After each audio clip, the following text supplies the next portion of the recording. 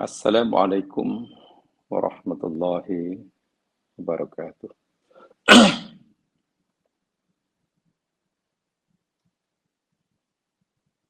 Innal hamdalillah nahmaduhu wa nasta'inuhu wa natubu ilaihi wa nastaghfiruh.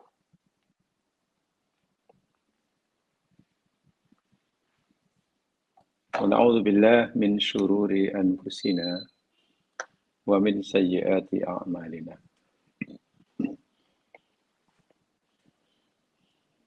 May yahdihillahu fala mudhillalah wa may yudlil fala hadiyalah. Asyhadu an la ilaha illallah wahdahu la syarika lah wa asyhadu anna Muhammadan abduhu wa rasuluh. Allahumma salli ala Muhammad wa ala ali Muhammad. Assalamu alayka ya Rasulullah. Assalamu alayka ya Nabiyallah.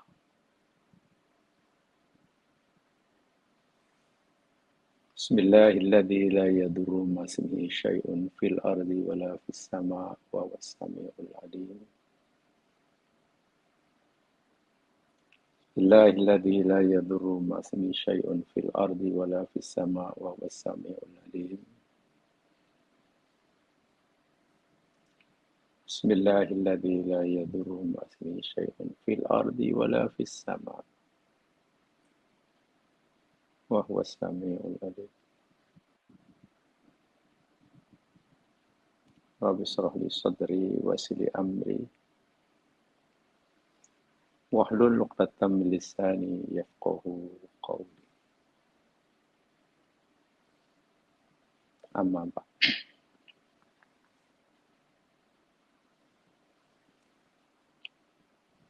Para pendengar muslimin muslimat, saudara-saudaraku seiman dan seagama. Semoga Allah sentiasa membimbing kita ke jalan yang diridhoinya.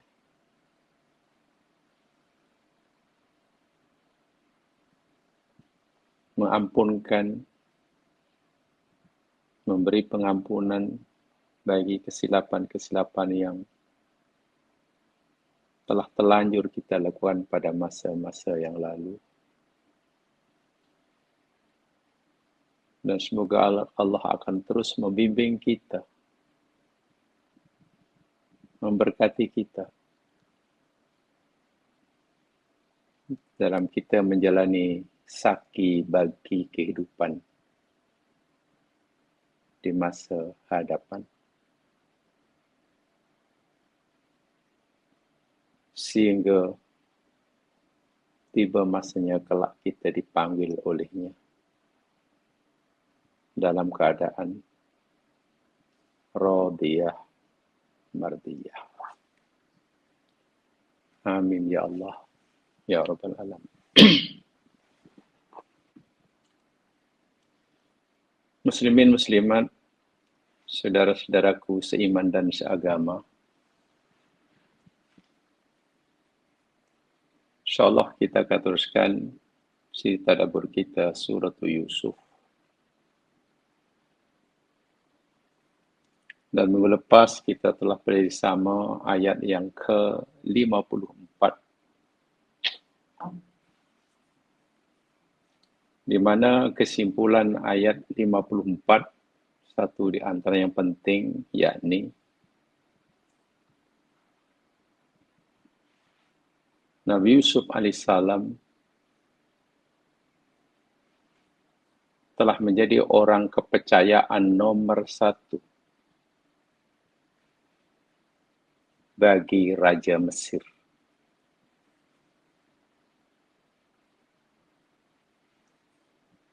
Kepercayaan orang yang dipercaya oleh Raja Mesir tentunya juga dipercaya oleh rakyat Mesir. Karena Nabi Yusuf memang memenuhi syarat untuk seseorang itu mendapatkan kepercayaan. Boleh dipercayai. Trust di mana yang kita sebut. Yusuf punya kompetensi, kemampuan yang tidak perlu diragui. Dan itu diakui dalam melaksanakan segala gagasannya, idea dia, formula dia. Keduanya Nabi Yusuf punya integriti yang sangat tinggi, tidak diragukan lagi. Bahkan, minta maaf, seorang banduan yang istilahnya sepenjara, sebilik dengan Nabi Yusuf pun mengakui integriti Yusuf. Kalau orang yang paling jahat itu pun tidak mampu menyembunyikan kejujurannya untuk mengakui integriti Yusuf, mana Yusuf memang sudah berada di kemuncak sifat baiknya, hingga tak ada siapa pun yang boleh meraguinya. Dan ketiga, Yusuf punya intimasi, kedekatan dengan rakyatnya. Mulai daripada orang yang dianggap hina oleh masyarakat karena banduan, dipenjarakan kawannya itu banduan. Hinggalah golongan istana, pegawai-pegawai kerajaan. Yusuf dekat dengan mereka, disayangi oleh mereka. Dan tak kalah pentingnya, Yusuf minus SI, self-interest. Tidak punya kepentingan diri. Semua dilakukan semata-mata demi kemaslahatan orang banyak. Itulah syarat untuk seseorang dapat kepercayaan penuh dari pihak orang luar, mula daripada penguasa, hinggalah rakyat awam, hingga golongan-golongan marhain. Trust yang saya sampaikan minggu lepas, formula sifir trust itu ialah T equal C plus I minus SI. Dan itu ada dalam diri Yusuf. Sebitulah Raja Mesir tidak teragak-agak, tanpa sedikit pun keraguan. Walaupun tentu belum lama mengenali Yusuf, karena Yusuf lebih banyak menghabiskan umurnya di penjara. Lagi pula sebelum di penjara, dia bukan duduk di istana raja, tapi hanya di rumah. Isinya ketua polis negara Mesir. Tapi bagaimana perjumpaan, pertemuan yang singkat dengan Yusuf. Dan setelah berdialog, bertukar pikiran, seorang Al-Malikul Akbar Mesir, tanpa ragu dia kata, innakal yauma ladaina makinun amin. Bayangkan coba.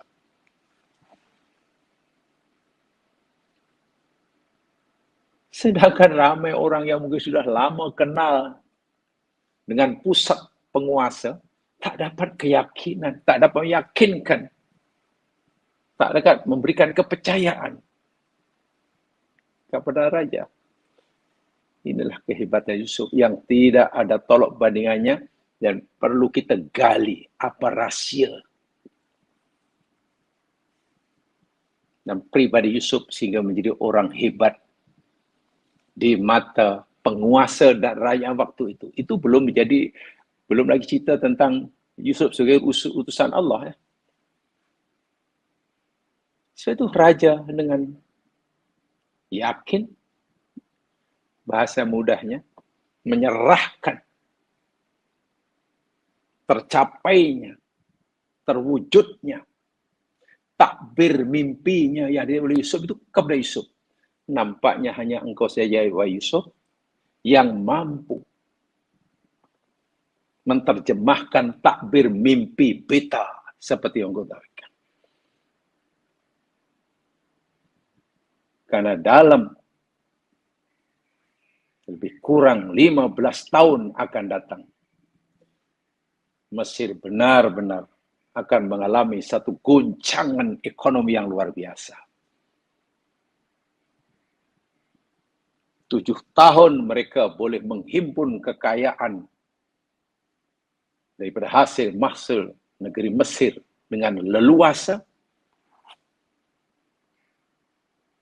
Karena 7 tahun kemudian mereka akan dilanda bencana alam berupa kemarau panjang. Bayangkan. Itu tentulah perlukan langkah-langkah yang bijak, yang strategik, dan mampu dilakukan oleh orang yang punya kemampuan.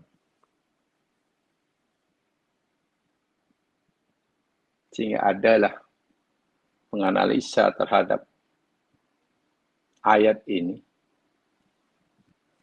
Dia kata, wahadhihi amaliyatun iqtisadiyatun tahtaju ila takhtitin wa tatbikin wa mutaba'atin wa husni tabir wa sin wa ilmin. Maksudnya apa? Hadhihi amaliyah iqtisadiyah. Ini adalah berkaitan dengan pengurusan ekonomi. Takbir mimpi atau mimpi yang dikatakan raja di takbir Yusuf ini berkaitan sepenuhnya dengan pengurusan ekonomi gagal atau berjaya. Mesir akan lingkup, akan jatuh miskin atau mampu menghadapi krisis yang akan melandanya. 7 tahun. Maka karena ini berkaitan pengurusan ekonomi, tahtaju ila takhtid, memerlukan perancangan yang jitu. Wa tatbiq, bukan saja merancang, buat teori, bukan formula, tapi juga tatbiq, pelaksanaan. Sehebat manapun formula, sehebat manapun polisi, kalau tak mampu dilaksanakan, tak ada orang yang mampu melaksanakannya. Atau ada yang coba melaksanakan tetapi tidak betul, sia-sia juga. Wa mutaba'ah, tindakan-tindakan susulan. Kalau dalam bahasa seharian kita. Perlu ada tindakan susulan. Terus diikuti. Lepas ini apa lagi? Apa ini? Yang berkesinambungan. Jangan sampai hari ini buat tindakan lain, esok lain pula tak ada kena mengenai sebelumnya. Tidak sulit. Ibaratnya makin baik, ibarat orang naik tangga pertama, kedua, ketiga, keempat. Bukan sampai 4 turun lagi, tukar tangga. Itu kan. Tak ada tindakan susulan. Karena bertukar-tukar perancangan dan polisi. Tidak. Wa husnul tabir. Ini memerlukan satu kepengurusan pentadbiran yang baik. Dan tak kalah pentingnya, ada al-hazm. Tegas. Tidak boleh goyah. Sekali boleh, boleh. Sekali biru, biru. Tak boleh, sekejap biru, siap kuning. Terpengaruh dengan kepentingan pribadi, self-interest. Tak boleh. Wa ilm. Perlu berlandaskan ke ilmuwan. bijak, pengetahuan. Dan orang yang mampu menguruskan ekonomi untuk menghadapi krisis yang luar biasa, bukan di krisis ekonomi rumah tangga ya, negara.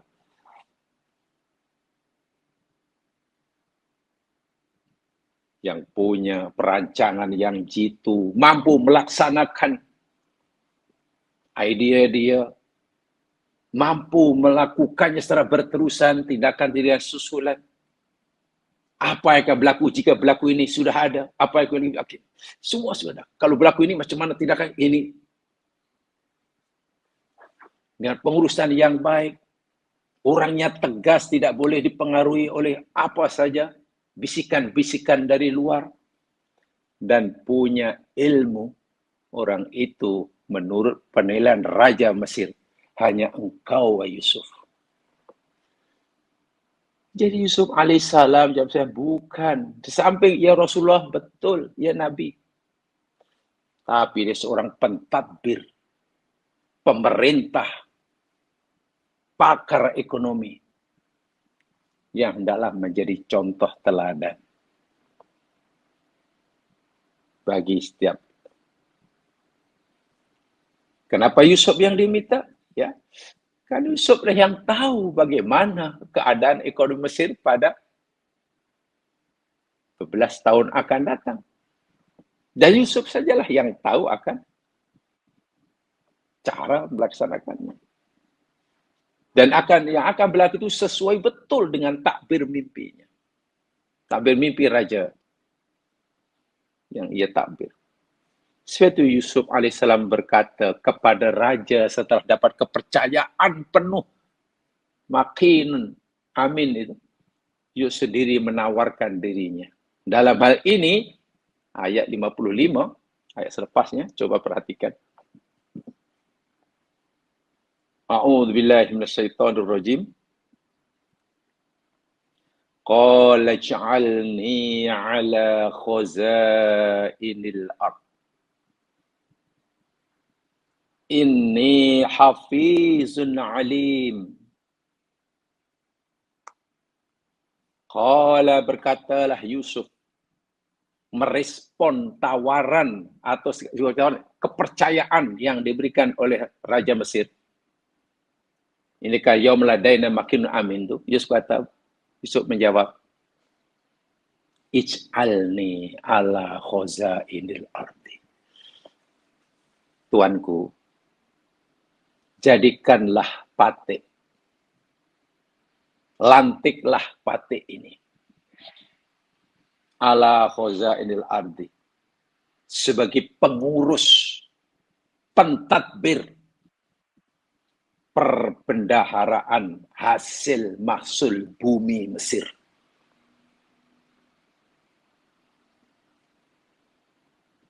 Izinkan patik memegang jawatan seorang yang bertanggung jawab sepenuhnya untuk mengurus, mentadbir hasil mahsul bumi Mesir. Khazain.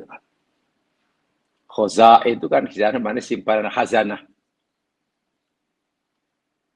Sama ada kekayaan Mesir yang belum diterukai, kan tanaman belum ditanam. Atau nanti hasil mahsul yang sudah dituai. Bagaimana nanti nak menyimpannya, bagaimana mengagihkannya, bagaimana pastikan bahwa simpanan cukup untuk belanja, membiayai perbelanjaan negara dan Mesir selama 7 tahun krisis. Ingat ya, bukan 1 tahun, bukan 6 bulan, 7 tahun yang ada. Tugasnya mudah, tapi Yusuf yakin. Dan raja pun beri kepercayaan penuh. Karena Al-Malikul Akbar tidak nampak ada orang lain mampu memegang jawatan yang sangat-sangat penting, sangat berat, dalam keadaan yang sangat kritikal, kecuali Yusuf. Dan Yusuf meyakinkan Raja Mesir, inni hafidun alimun. Tuanku, Patik, sesungguhnya Patik Hafiz, sedia menjaga hasil mahsul masjid ini sebaik-baiknya. Amanah. Seberapa banyak nanti hasil mahsul negeri ekonomi Mesir dalam 7 tahun yang akan datang, Patik akan berusaha selama 7 tahun akan datang, Mesir, negara dapat pulangan simpanan. Ya baik, kalau bahasa sekarang reserve negara yang besar. Yang besar. Dan bagaimana reserve negara besar ini dapat mencukupi keperluan negara dan Mesir untuk dalam jangka masa 7 tahun selepasnya, di mana negara dan Mesir tidak mampu mengusahakan pendapatan sikit pun. Oh, itu perlu hafiz orangnya. Nabi Yusuf yakin kita mampu. Hafiz menjaga. Tuanku, tak perlulah khawatir bila nanti 7 tahun kadang negara punya reserve yang besar, lalu Patik akan selewengkan. Tak. Hafiz. Karena tentu menjaga, diberi amanah menjaga harta negara yang banyak, itu tidak mudah. Sering orang tergoda. Apalagi dia tahu 7 tahun kemudian akan krisis. Elah aku simpan untuk aku banyak-banyak. Nanti kalau krisis aku tak. Alim dan Patik. InsyaAllah orang yang alim. Tahu. Patik tahu, mengerti macam mana nak menguruskannya. Patik akan menjaganya dengan sebabnya, dan Patik tahu macam mana nak menguruskannya. Masya Allah. Itu permintaan Yusuf alaihissalam. Ya mas sekalian, tengok dalam ayat itu Nabi Yusuf menggunakan kata apa? Allah menggunakan apa? Mengecekkan kisah itu. Ala khaza'il. Ala. Ij'alni ala.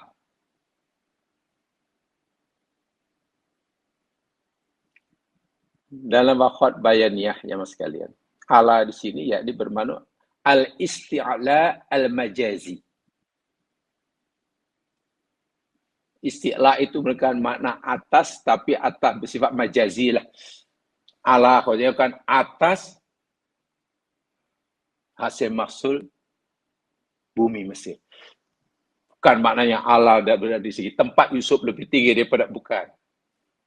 Bukan bahawa Yusuf punya kemampuan mentadbir seperti Allah. Mampu menguasai, mentadbir.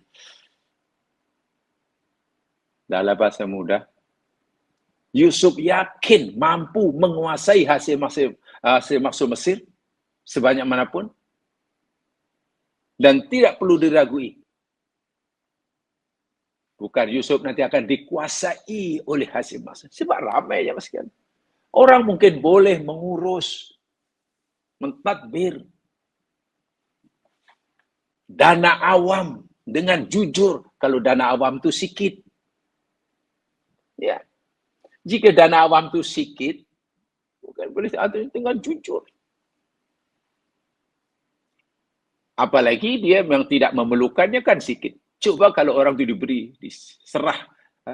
serahkan padanya amanah, mentadbir dana awam yang jumlahnya tidak sedikit. Dan ia satu orang kepercayaan yang menguasai. Boleh jadi dia tidak lagi mampu menguasai dana awam yang besar, boleh jadi sehari dua, setahun dua, dikuasai. Allah. Bisa. Orang punya harta dan dia menguasai hartanya, insya Allah selamat. Orang punya kekayaan tapi dikuasai oleh kekayaan, itu celaka. Itu singgurkan Allah. Bukan Bani Yusuf hingga bila-bila dan keadaan apapun juga. Sama ada dalam itu sikit ke banyak ke, ada orang kata ada orang. Nabi Yusuf dalam keadaan ekonomi sempit ke tak sempit, dia tetap berusaha mampu menguasai, bukan dikuasai. Ini makna Allah. Namanya al-isti'la al-majazi.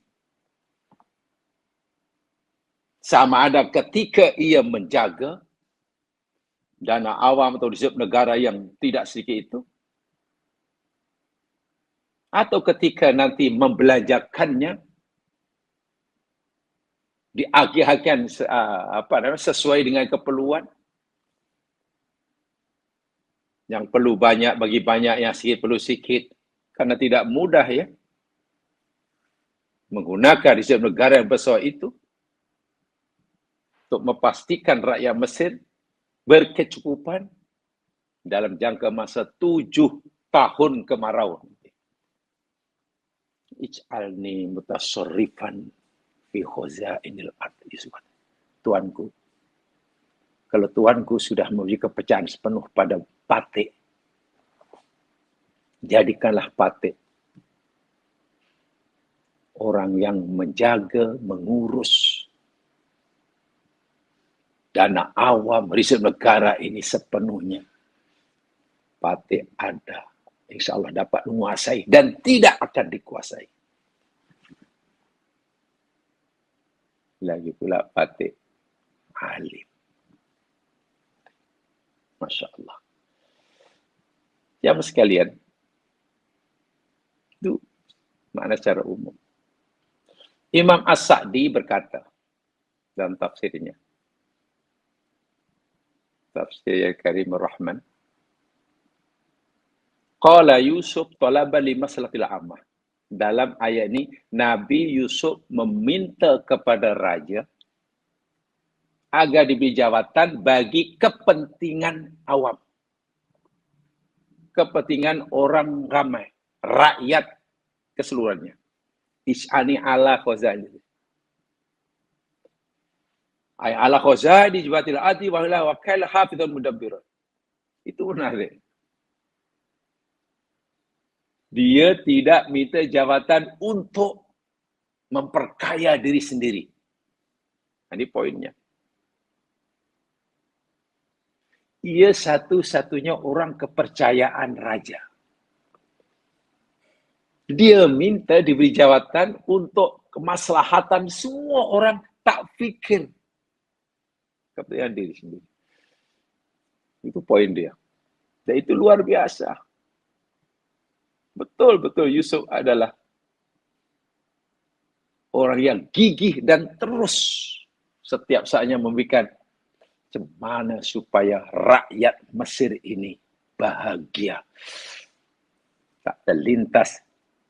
Kalau rakyatku nanti senang, bagaimana diriku? Tak ada. Tidak terlintas. Walaupun jawatannya sangat tinggi.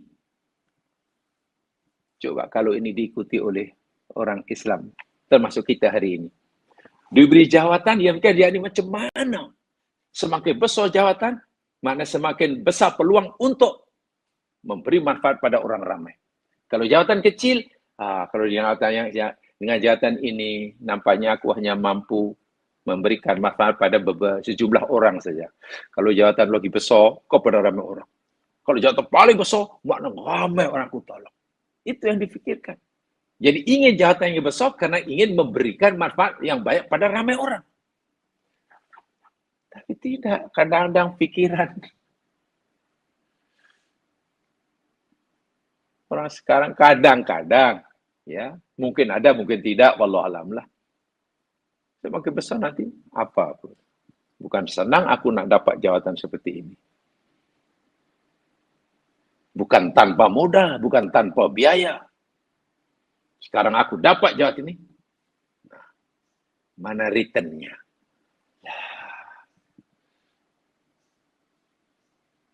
Kaji surah Yusuf. Setiap orang Islam wajib percaya kepada setiap utusan Allah yang Allah utuskan kepada kita. Kita tidak hanya wajib mempercayai kerasulan Nabi Muhammad sahaja. Orang Muslim tidak sempurna Islamnya, orang mukmin tidak sempurna imannya, selagi tidak meyakini kesemua utusan Allah. Yakin Musa, meyakini Nabi Ibrahim, yakin Nabi Lut, yakin Nabi Yusuf. Bahkan bila ada satu riwayat ulama warasatul anbiya, walaupun ada yang bertikaikan darjah hadis itu, tapi sudah tidak pakai. Ulama itu pewaris para nabi. Anbiya, ulama, cendekiawan, ilmuwan itu pewaris para nabi. Maknanya kalau sekarang orang bergerak ilmuwan, sama ada ilmu tentang hukum hakam, atau ilmu tentang pentadbiran, asal Muslim lah.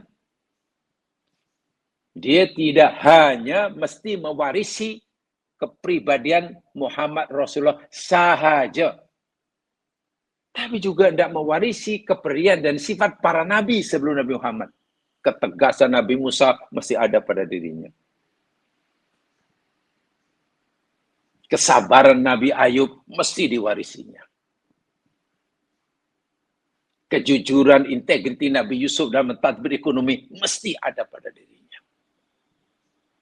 Sifat tidak silau kepada kekayaan, kekuasaan, tak terpedaya, tertipu dengan kemewahan dunia yang Allah berikan. Yang dimiliki oleh Nabi Sulaiman, mesti mewarisi pewaris para nabi, bukan pewaris Nabi Muhammad saja.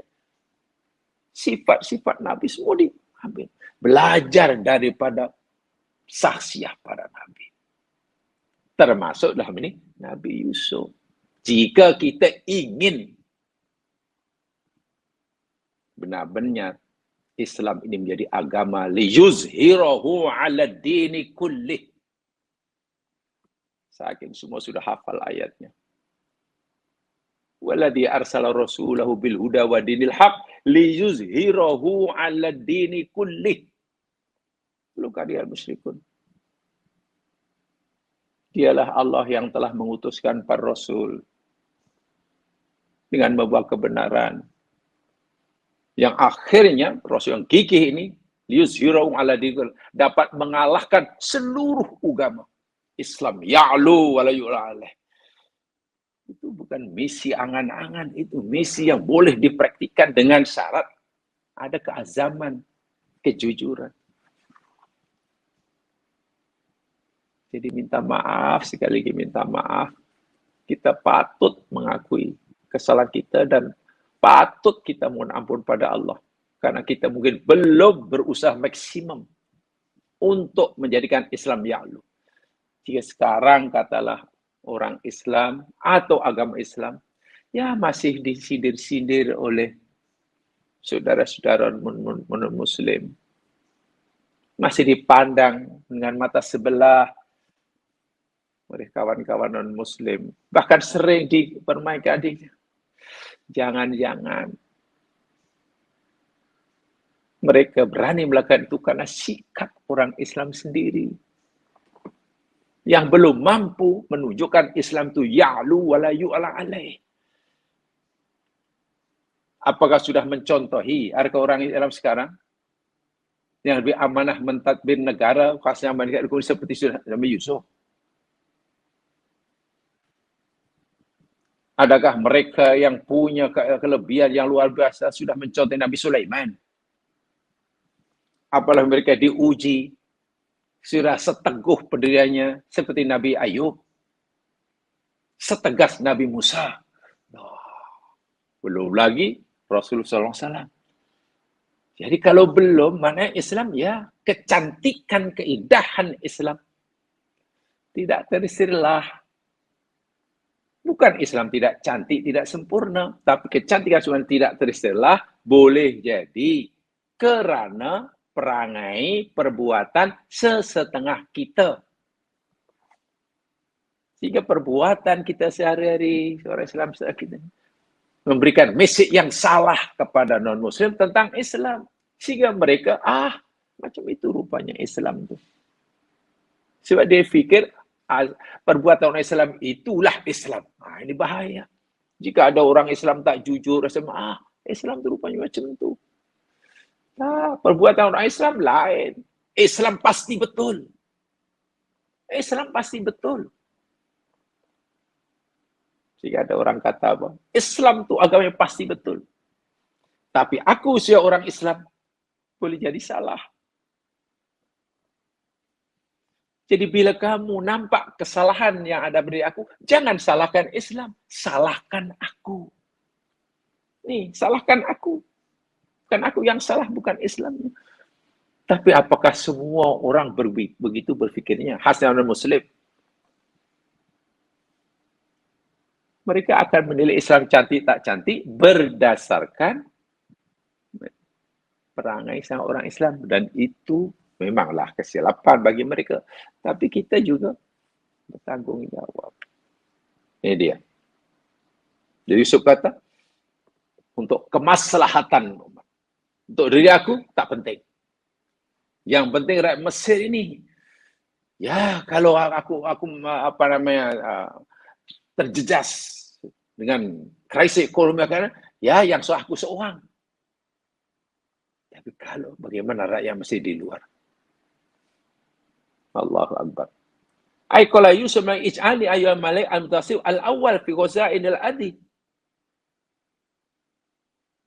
Fi khaza'in al-adi mamlakatik. Wahai Tuanku, lantiklah, berilah patik jawatan untuk orang yang punya kuasa dapat mentasarufkan, mengurus, mentadbir daripada menghasilkannya, menyimpannya, membelanjakannya.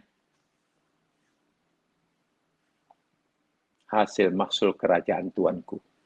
Al-mustamilah ala ma yahtaju ilaihin nas.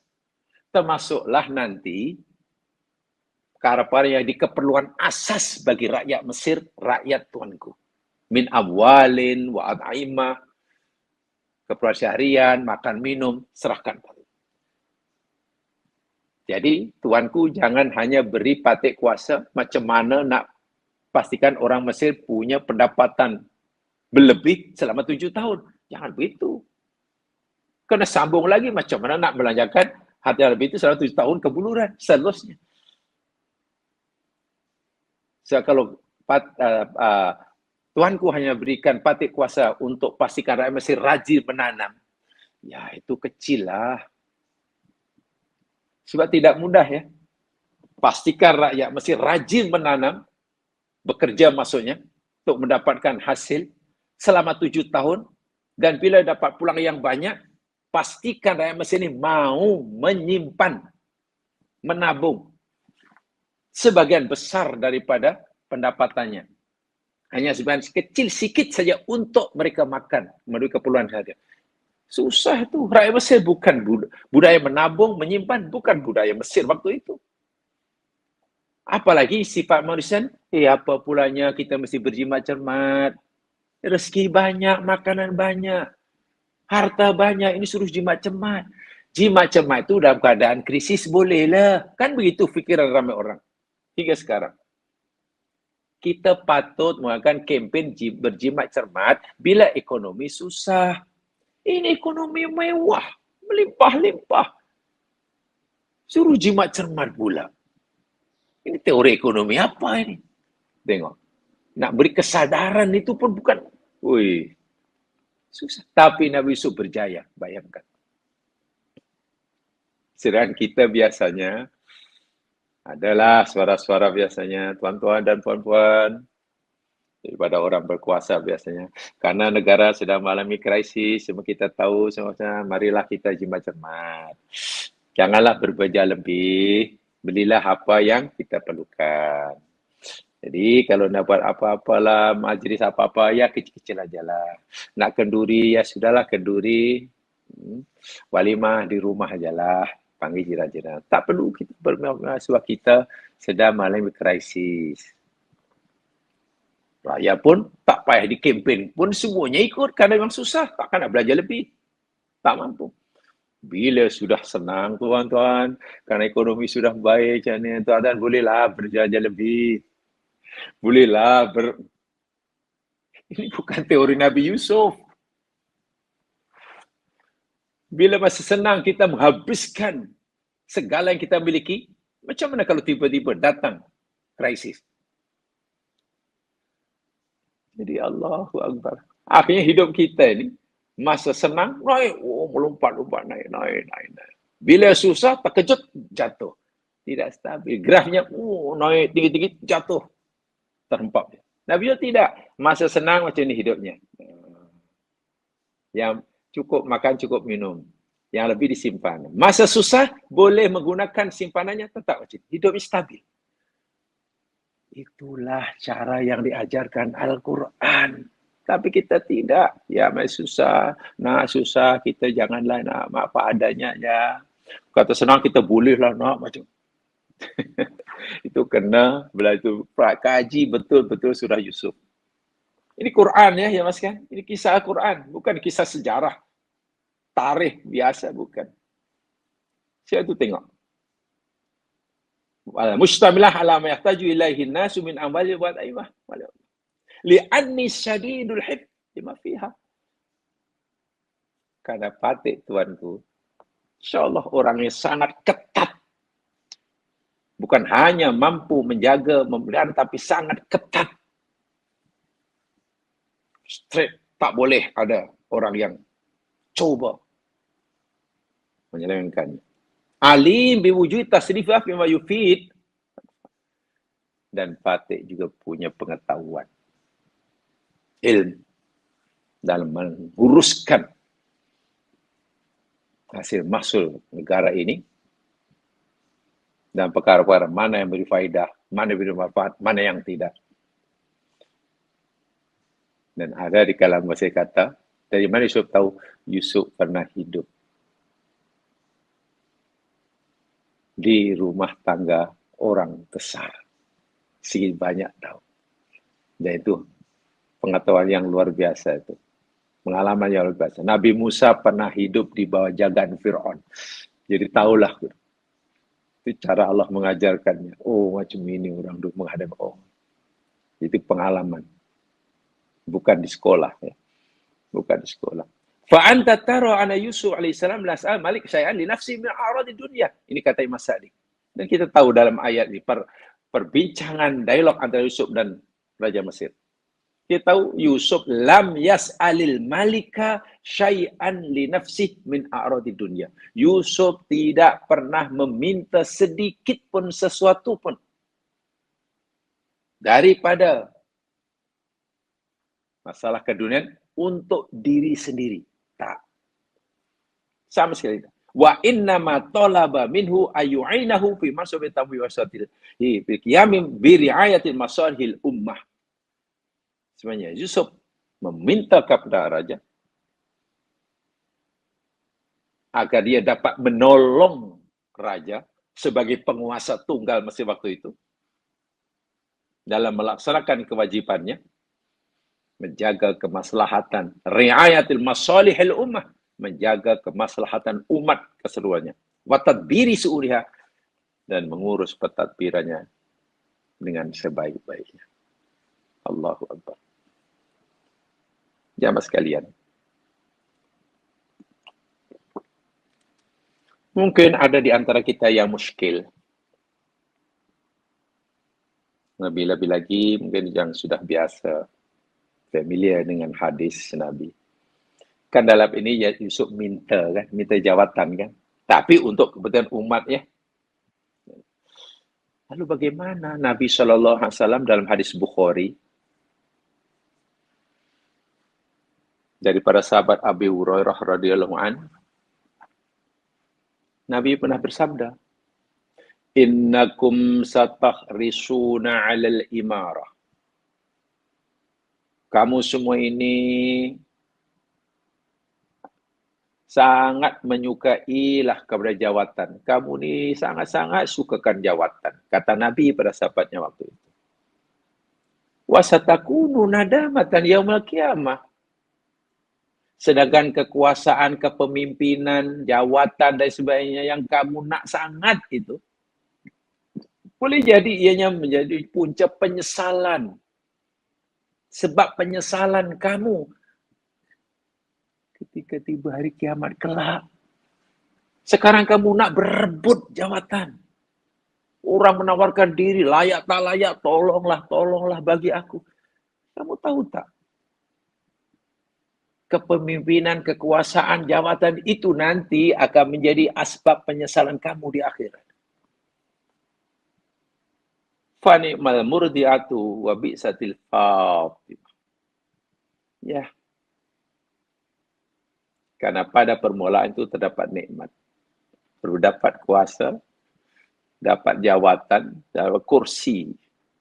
Kursi yang empuk. Wah, nikmat. Nikmat semua sebab ada. Wa bi'satil fatimah, namun pengakhiran penghulunya menjadi pengikat bagi yang jahat. Di sini, hadis Bukhari ini, menurut Syekh Ahmad Al-Qastalani, beliau menyatakan bahwa al-imarah yang Nabi sebut dalam hadis Bukhari ini bermaksud al-imamatul uzma, kekuasaan yang tertinggi, atau kepemimpinan melalui perwakilan. Kepemimpinan melalui perwakilan, tafwid, mandat. Kalau minta maaf ya. Kalau zaman sekarang ini bahasa kalau ikut Imam Ahmad Qastalani lah. Ini jadi wakil rakyat kan dipilih. Macam ada sekarang ya. Macam mana pula? Nabi dah beri amal seperti itu, kenapa sekarang banyak orang menawarkan?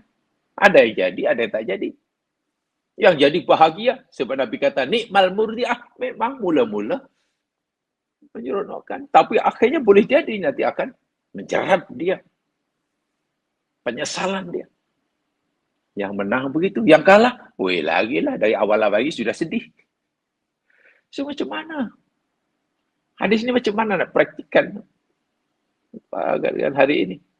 Pesan bagi mereka di akhirat pula apabila mereka tidak melaksanakan tanggungjawab yang diamanahkannya.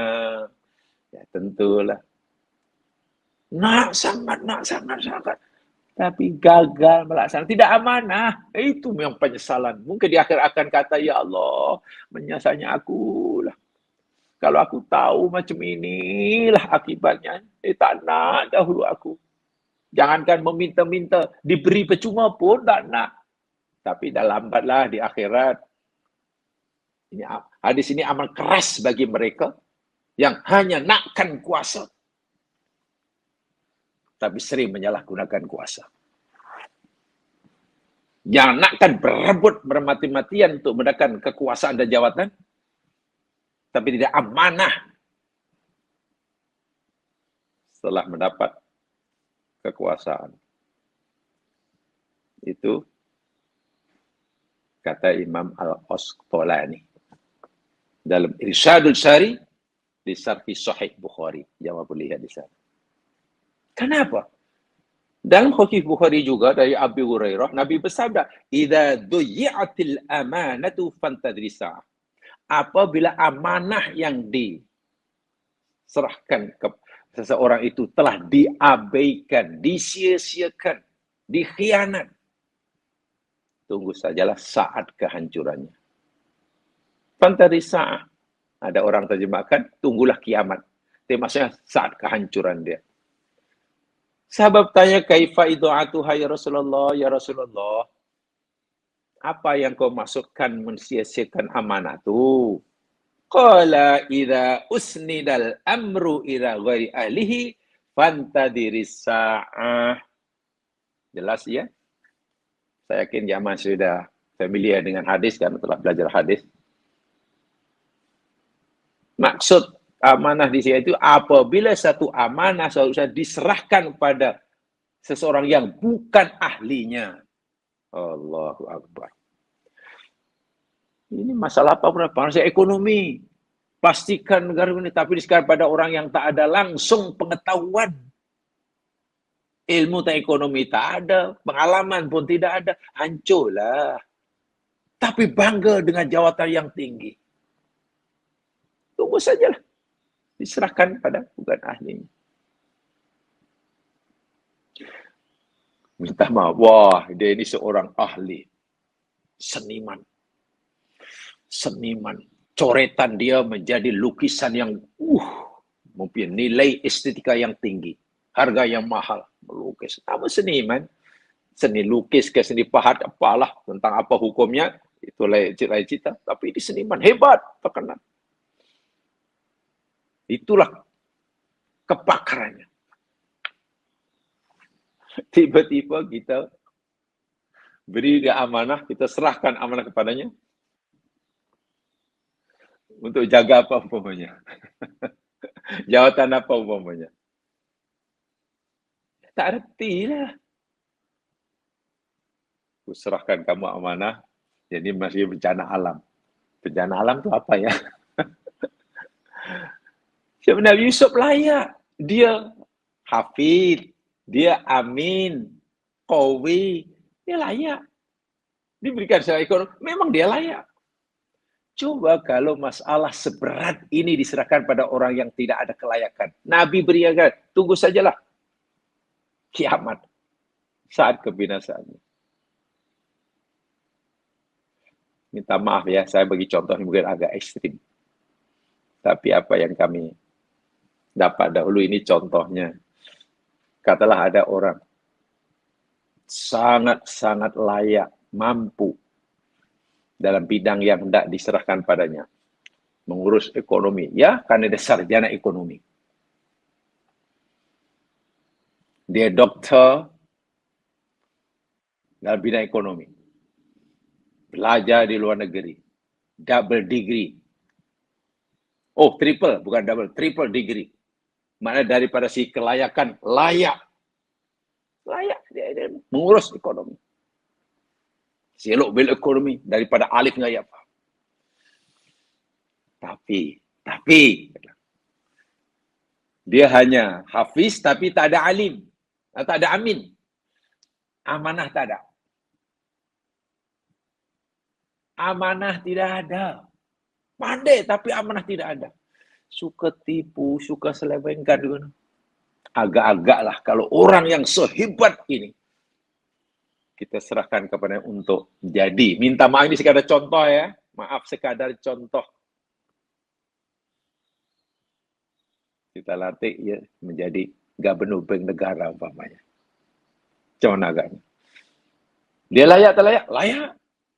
Triple degree dalam bab ekonomi. Dia ada MBA-nya, ada seorang accountant, dia seorang, macam mana lah, lawyer, layak semua. Saya lupa tahu. Tapi tidak punya amin. Tak takut dosa. Coba macam mana? Agak-agak macam mana kalau kita beri jawatan sebesar itu? Ya, kita pun, jangan-jangan. Ya betul, Fadrisah. Layak tapi tak amin. Atau mungkin ada orang, B pula. Orang ni amanah. Takut dosa.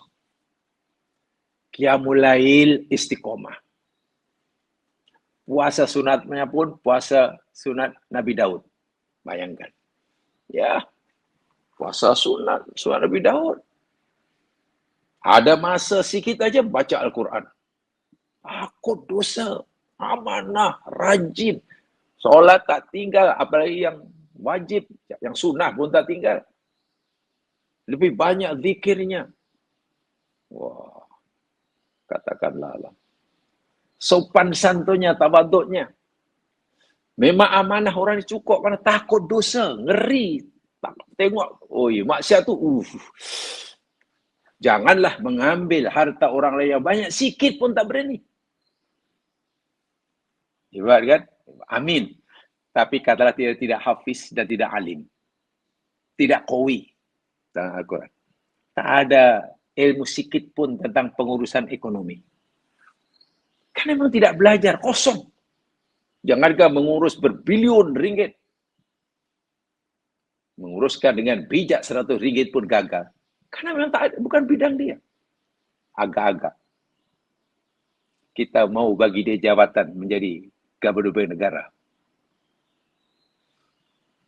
Dengan alasan apa? Amanah orangnya. mana orangnya. Sebab itu dalam Quran dua ini mesti. Kalau tidak qawiyun amin, itu untuk Nabi Musa.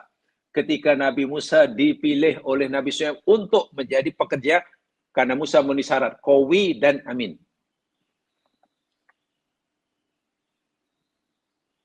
Untuk Nabi Yusuf, ketika rajanya nak melantiknya, raja kata, oh, engkau ni makinun amin. So, makinun amin. Yusuf kata, hafidun alim.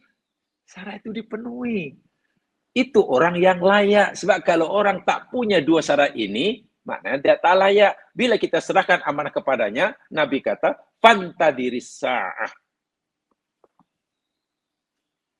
Jadi jika Yusuf orang yang dianggap paling layak, maka tidak salah menawarkan dirinya. Apalagi pada masa itu tidak ada orang lain yang layak seperti Yusuf.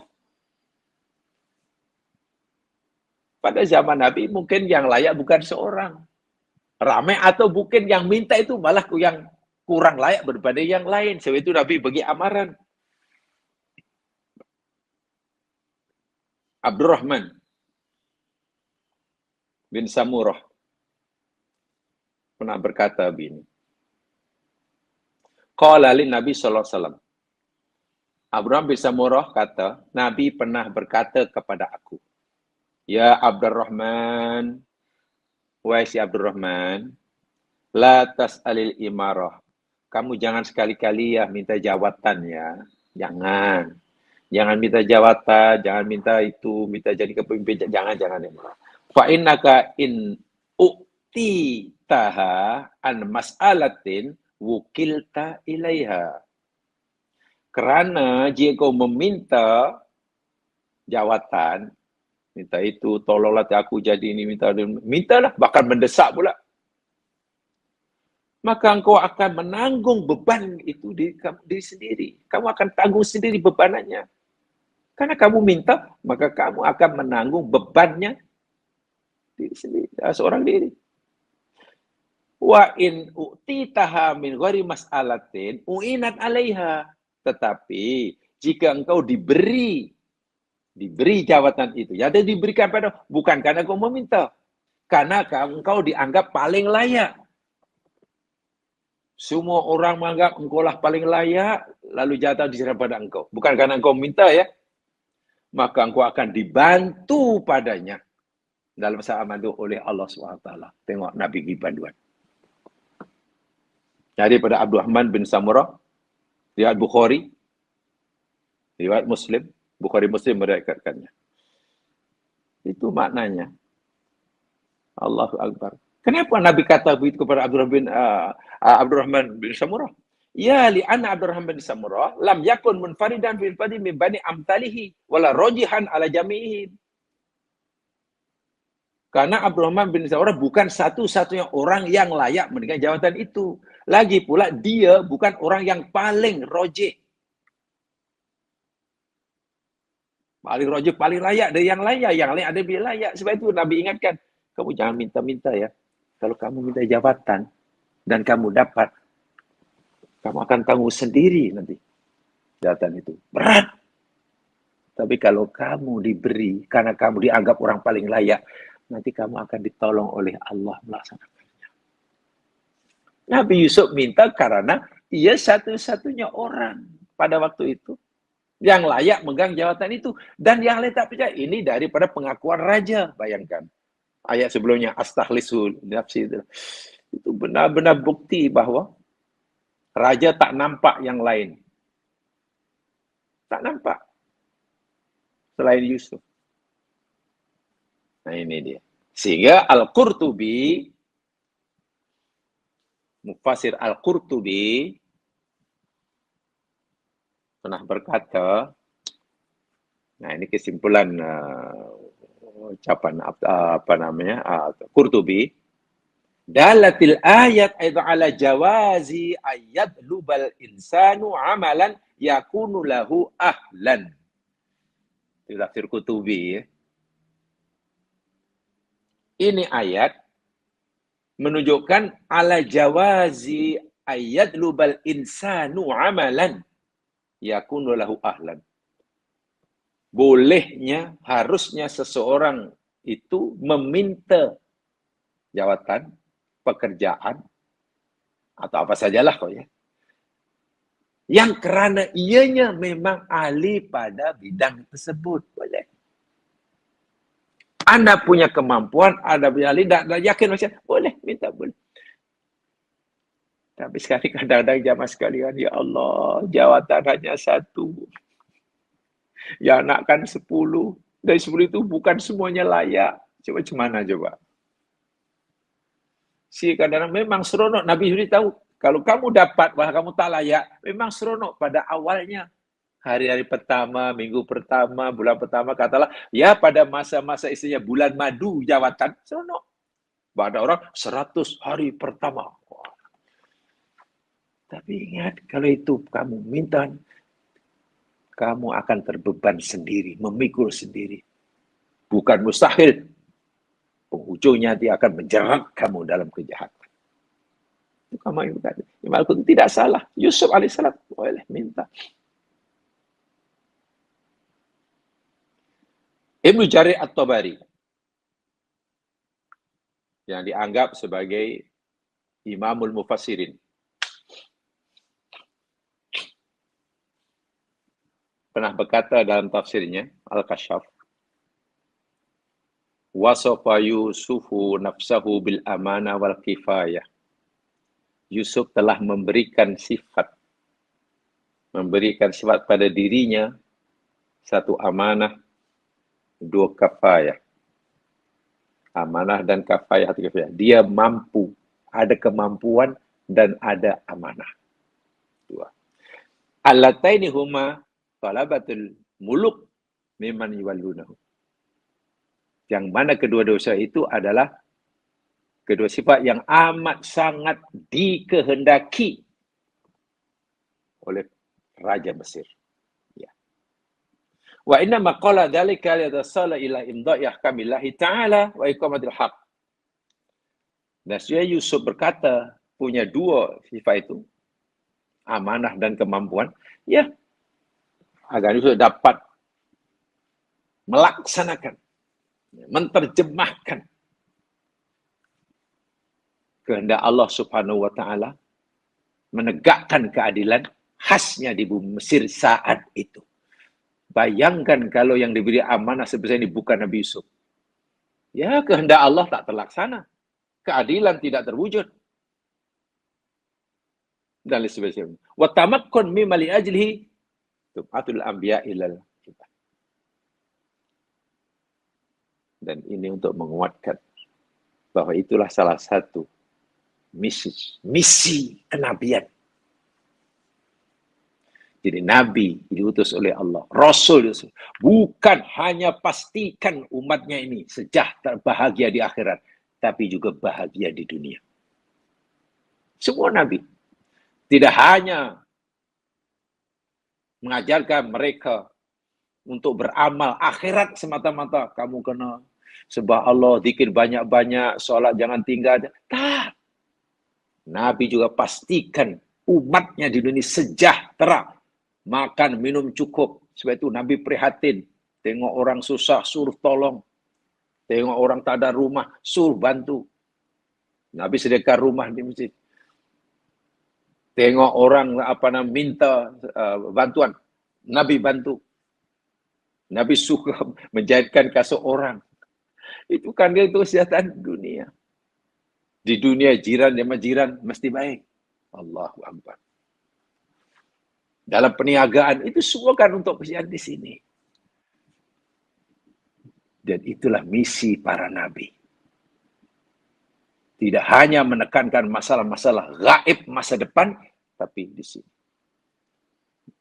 Tak boleh hanya membutuhkan semua masa hanya untuk zikir dan wirid, tapi mengabaikan tentang kesetaraan, keadilan, keseksamaan dalam pengakian ekonomi. Ya. Mesti seksama. Al-adlu wal ihsan. Itu kata Imam At-Tabari. Imam At-Tabari. Fatalabat tawliyah ibtigha'a wajhillah la li hubbil malik la li hubbil mulki wad dunya. Sehingga Nabi Yusuf hanya minta tauliah. Jadi misalnya Nabi Yusuf minta tauliah pada raja. Kan pengangkatan sudah dilantik itu, tauliah. Oh, dapat tauliah, dapat watikah. Bahasa pelantikan menjadi orang nomor kepercayaan raja. Ibtigha'a wajhillah, semata-mata karena nak mencari ridho Allah, hendak melaksanakan kehendak Allah di muka bumi, khasnya bumi Mesir. La li hubil mulk walad dunya. Bukan karena cintakan jawatan, bukan karena tergiur dengan harta benda dunia. Itu Nabi Yusuf. Bukan sekadar Nabi, tapi juga seorang pakar ekonomi, pemimpin dunia yang paling adil. Ya, kebanyakan ramai juga orang Islam bila sebut Nabi Yusuf, yakni hanya terbayang kelebihannya, kehandsemannya. Tak apalah itu. Setelah orang bila sebut Yusuf, kehandsemannya. Ya sudahlah. Kalau sangat itulah pengetahuan kita tentang Nabi Yusuf, ya sayang sekali lah. Baca Yusuf, cik Yusuf, yang ini tentang kehandsemannya. Itu yang ditekankan. Tentang dia jadi kawin atau tidak dengan istri pembesar. Allahu Akbar. Janganlah Yusuf keteladanan seorang teladan manusia teladan dalam memimpin negara khasnya mengatur orang paling berani memastikan kesejahteraan rakyat Mesir dalam beberapa tahun ketika dilanda krisis ekonomi yang parah 7 tahun atau 15 tahun ekonomi dari senang ke susah. Negara yang bergantung kepada pertanian, tiba-tiba tak turun hujan selama 7 tahun. Itu bukan orang biasa yang mampu. Tolong lihat Yusuf dari aspek ini, kalau kita ingin mendapatkan pengajarannya.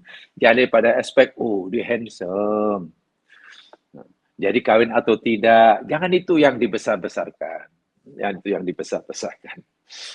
Tapi itulah biasanya ramai juga. Saya tak menafikan ramai orang yang minat dari aspek itu. Jadi kalau mungkin ada usroh cerita tentang kehandseman itu, wah pastilah pendengarnya ramai. Pasti pendengarnya ramai. Tapi kalau belajar lebih serius, jadi kurang. Dan itu perlu kita muhasabah lah. Betul ke agaknya cara belajar kita ini? Ya kan. Apalagi kalau cerita yang pelik-pelik, yang ini dicampur, wah itu mesti luar biasa nanti sebenarnya. Ya mas sekalian, boleh kita ambil beberapa kesimpulan mudah daripada ayat saya sampaikan tadi. Bahwa pelantikan Yusuf oleh raja, orang kepercayaan ini betul-betul adalah apa yang dipanggil dari sekarang, ini sistem meritokrasi dan bukan kronisma. Kalau gunakan bahasa sekarang, benar-benar berdasarkan meritokrasi. Merit Yusuf layak. Apa hubungan dengan raja? Tak ada hubungan, tak ada hubungan darah. Dia bukan orang Mesir. Minta maaf, dia hanya hamba abdi yang dijual. Belum pun diketahui dia Yusuf ini orang mana, siapa orang tuanya. Allahu Akbar. Kalau kata pendatang, dia buat pendatang dijual dari Mesir itu. Bukan datang tanpa izin istilahnya. Tapi dia layak, lantik. Inilah namanya meritokrasi. Bukan pelatih Yusuf, tak ada langsung bau-bau nuansa kronisma. Bukan pasal kronik. Dan ini penting ditegakkan. Islam telah berikan contoh melalui kisah Nabi Yusuf. Saudara Yusuf bukan sekadar pandai bercakap, pandai berteori, pandai berformula istilahnya kalau bahasa sekarang. Tapi juga terbukti mampu melakukan apa yang dia kata. Tanpa minta gaji. Allahu Akbar walillahil hamd. Langsung tak ada perbincangan tu minta gaji berapa bulanan. Kalau nanti aku jadi ini berapa pendapatan.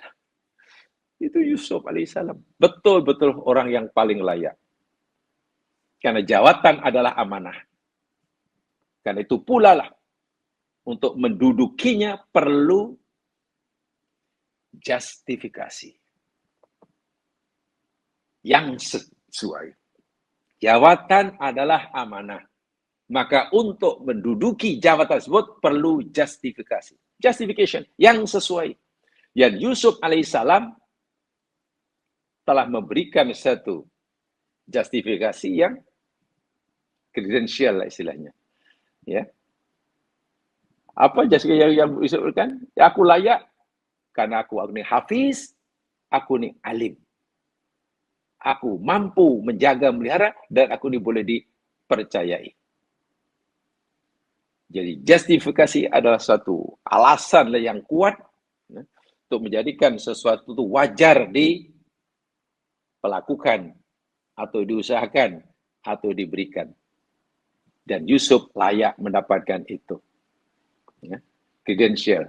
Surat kepercayaan. Nah, dapat surat kepercayaan. Layak.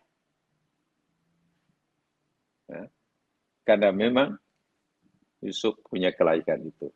Demikianlah dua kekuatan yang menjamin kompetensi seseorang mengurus khazanah negara. Hafidun, amin. Sifat hafiz, kata Yusuf kata aku ni hafiz, dapat dia sebagai integriti moral. Kalau dalam saya gunakan bahasa sekarang ya, kalau guna istilah sekarang, hafiz itu kalau dalam bahasa yang kita gunakan ini, seorang yang punya integriti moral. Ya, hafiz. Memungkinkannya untuk memelihara, menjaga harta benda negara khasnya daripada kemusnahan.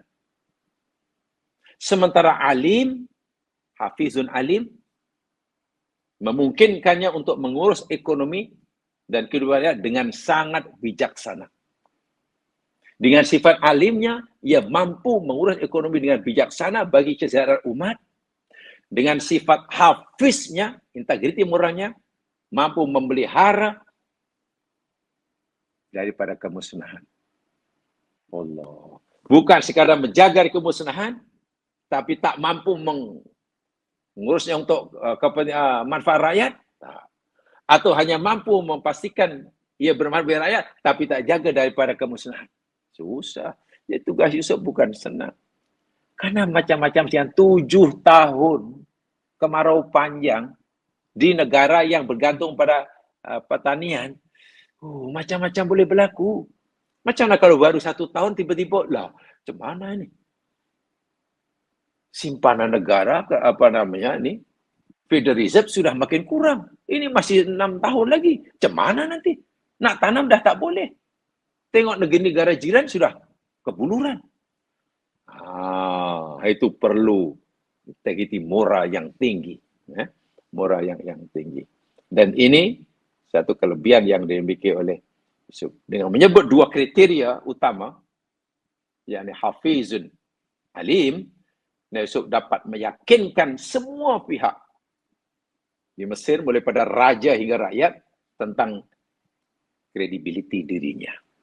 Untuk melaksanakan amanah yang berat, tapi mulia, bagi menyelamatkan dan menyejahterakan rakyat Mesir, khasnya. Keyakinan semua pihak yang berkaitan ini adalah sangat-sangat penting dan amat-amat diperlukan bagi seorang pemimpin, pengurus untuk mendapatkan sokongan dan kerjasama. Karena rakyat, pemimpin dan sudah memberikan kepercayaan penuh, maka raja dan pasti akan memberikan kerjasama yang jitu. Itu penting. Bayangkan kalau pemimpin tidak dapat keyakinan, siapa mau bekerjasama dengannya? Ingin menjatuhkan adalah. Dan itu tidak mudah. Yusuf alaihissalam berjaya. Pertama mendapatkan kepercayaan. Bila pemerintah, raja sudah percaya, rakyat percaya, pasti orang di atas dan rakyat di bawah akan menyokong dan memberikan kerjasama yang utuh dan jitu terhadap apa yang dirancang oleh Yusuf. Apalagi Yusuf orang yang punya integriti moral yang sangat tinggi. Dilantik karena meritnya, sistem meritokrasi, bukan komunisme. Apalagi dia tidak minta gaji. Allahu Akbar walillahil hamd. Inilah jamaah sekalian. Mudah-mudahan kita mendapatkan manfaat pengajaran. Karena lagi sekali, al-Islamu ya'lu wa la yu'la alaih. Islam itu tinggi dan tak ada siapa yang lebih tinggi. Tapi lagi sekali, yang kita pelajari bahasa Al-Quran. Kisah dalam Al-Quran, Allah yang bercakap kepada kita, Nabi Muhammad pun tak tahu kan Nabi belum lahir. Apalagi kita. Karena yang ceritakan itu Allah, ya kita percayalah. Wahyu. Ini bahasa Al-Quran, ini bahasa Allah. Bahasa kami lah, saya gunakan dahulu. Ini bahasa langit. Ini bahasa langit, karena firman Allah kan bahasa langit. Bahasa ini. Kewajiban kita membumikannya. Saya selalu laungkan di mana-mana. Kewajiban umat Islam sekarang, yakni, ini bahasa saya ya, membumikan bahasa langit. Artinya, bila kita baca surah Yusuf, yang kita baca itu bahasa langit, bahasa Allah. Kewajiban kita membumikannya, mempraktikkannya. Oh, begitu Yusuf. Kalau begitu saya ingin jadi macam Yusuf. Oh, kalau begitu saya ingin begitu macam. Itu yang membumikan. Sebab kalau kita tidak bumikan bahasa langit ini, ya Quran masih beristilahnya, seakan Quran masih berada di Sidratul Muntaha. Hanya kita baca, kita ini sebagai sumber pahala sebenarnya. Tapi tidak mampu mengubah gaya hidup kita, tidak mampu keadaan dunia menjadi lebih sejahtera sesuai dengan apa yang Quran maukan. Karena Quran belum dibumikan, masih sekadar dibaca untuk mendapatkan pahala. Kalau baca satu huruf dapat 10 kebaikan, itu betul. Tapi kalau itu cara kita berulang dengan Al-Quran, kita belum membumikan Al-Quran, baru kita Al-Quran itu masih di surah, baca sekian, dapat ini, nanti ini, dikumpul dari teman, itu. Tidak salah, memang Nabi beritahu itu. Tapi apakah Quran itu kan hanya untuk itu? Untuk kita bumikan. Sehingga tidak ada satu pun ayat dalam Quran, perintah atau larangan Allah dalam Quran, yang Nabi belum bumikan. Artinya Nabi sudah praktikkan. Dari mana kita tahu? Aisyah pernah berkata ketika ditanya tentang akhlak Nabi, jawaban Aisyah Ummul Mukminin, kana akhlaquhu sallallahu alaihi wasallam wa kana khuluquhu sallallahu alaihi wasallam Al-Qur'an. Akhlak Nabi, gaya hidup Nabi itu Al-Qur'an. Maknanya apa Al-Qur'an ini tidak ada satu yang Nabi belum terjemahkan dalam perbuatan. Itulah maksud membumikan Al-Quran. Sehingga Nabi tidak membaca Al-Quran hanya untuk dapatkan pahala. Sahabat baca Al-Quran tidak hanya untuk dapat nur di kubur, tidak, dibumikan. Bila Allah kata jangan mengumpat, ya memang dia berhenti mengumpat. Jangan baca ayat Al-Quran tentang larangan mengumpat dengan fasih, dengan taronum. Itu sadaqallahul azim pula. Lepas itu sambung mengumpatnya. Itu mana Quran masih di langit, belum membumi. Quran memang cantik, tapi kecantikannya masih tertutup dengan perangai kita. Dan itu cabaran umat Islam yang paling besar sekali. Ingat, Quran tidak hanya cerita pahala dan dosa. Tidak hanya cerita siksa kubur, cerita akhirat. Quran itu untuk kita di dunia ini, mengubah dunia, menjadikan dunia segi bayang-bayang surga akhirat. Quran boleh menjadi panduan bagi kita untuk menjadikan dunia bayang-bayang surga di akhirat. Jadi seakan-akan kita dunia pun sudah merasai aroma surga. Kalau Quran itu dibumikan. Mudah-mudahan bermanfaat saya nyampaikan. Alhamdulillah lebih kongsi bersama, dan itu kewajiban sekaligus tantangan cabaran bagi kita. Kurang lebihnya dimaafkan. Subhanakallahumma bihamdika asyhadu an la ilaha illa anta astaghfiruka wa atubu ilaik. Alhamdulillah syaitanir rajim wal asifna lil salaf khus illa alladziina aamanu wa amilus shalihat tawassaw bil haqq tawassaw bis sabr. Assalamualaikum warahmatullahi wabarakatuh.